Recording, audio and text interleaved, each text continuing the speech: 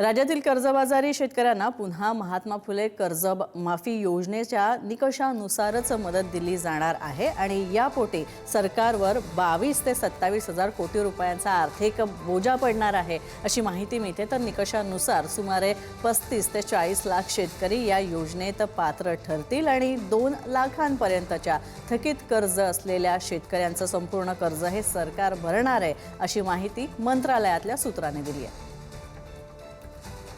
माननीय मुख्यमंत्री महोदयांनी निर्णय घेतला, आपल्याला कल्पना असावी की अधिवेशनामध्येच निर्णय घेतलेला आहे आणि 2 लाखापर्यंत शेतकरी बांधवांचं कर्ज जे थकीत आहे त्या शेतकरी बांधवांचं कर्ज माफ करण्याचा निर्णय घेतलेला आहे। लवकरच त्याची कारवाई चालू होईल। जे लोक नियमित कर्ज भरतायत अशा लोकांना सानुग्रह अनुदान 50,000 रुपये देण्याचा निर्णय घेतलेला आहे। त्याची प्रक्रिया चालू आहे। त्यामुळे जो शब्द माननीय मुख्यमंत्री महोदयांनी निवडणुकीमध्ये दिलेला होता त्या प्रत्येक शब्दाला न्याय देण्याची भूमिका, तो प्रत्येक शब्द पूर्ण करण्याची भूमिका महाराष्ट्राचे मुख्यमंत्री महोदय घेताना आपण पाहतो।